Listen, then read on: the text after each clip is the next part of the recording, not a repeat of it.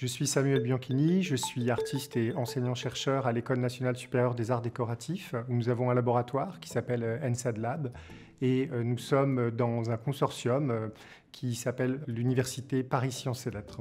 Nous travaillons ici, dans le cadre de ces recherches, sur des objets robotisés que l'on appelle objets à comportement.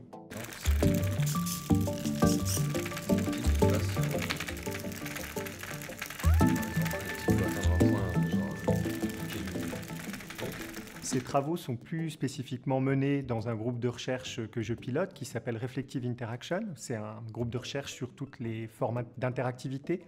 Et en l'occurrence, on travaille aussi beaucoup justement sur des formes robotisées. Qu'est-ce qu'une forme qui bouge peut, par la façon dont elle bouge, porter comme dimension vivante? Moi, je suis Olivier Pori, je suis artiste, mais aussi doctorant à ENSAD Lab. On s'intéresse principalement ici à des formes de robots qui sont ni zoomorphes, ni anthropomorphes. Donc plutôt vraiment des choses de la vie quotidienne, comme des chaises, des tables ou des cendriers, n'importe quoi. Les œuvres en mouvement qui nous ont beaucoup influencés, il y en a une sans doute qui est particulièrement importante, c'est l'œuvre de Robert Brier.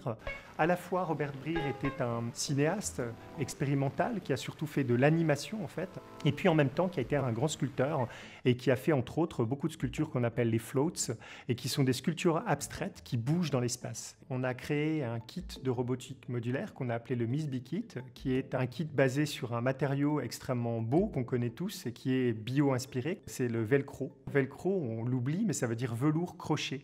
Et donc ce sont deux matériaux qui, comme on le sait, s'agrippent l'un l'autre de façon assez robuste, mais en même temps qui permettent de prototyper des objets qu'on appelle donc des objets à comportement et qui, dans leur façon de bouger, donnent le sentiment d'être vivants.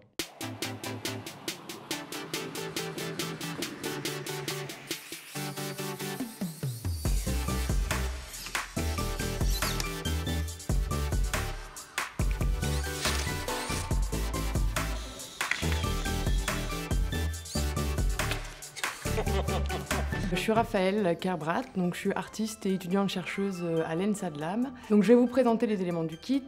D'abord le boîtier qui permet de contrôler les moteurs à distance, les moteurs en question, qui sont tous équipés de velcro et de trous pour permettre de fixer chaque élément qui compose le kit.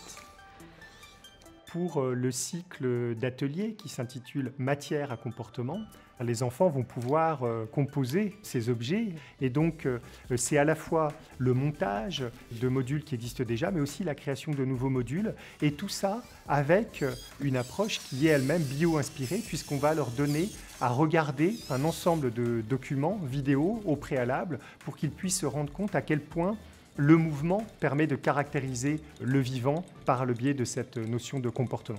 Les enfants vont pouvoir eux-mêmes se confronter à des objets à comportement et on va voir comment est-ce que les enfants, eux, peuvent lire ces objets à comportement, quelles émotions ils vont pouvoir décrypter. Et dans le cadre de collectif d'objets, on va plutôt regarder comment est-ce que l'ensemble des objets s'organisent entre eux et quelle émotion de groupe ils font, qu'est-ce qui se trame entre eux en fait. C'est un peu la question qu'on essaie de se poser à chaque fois.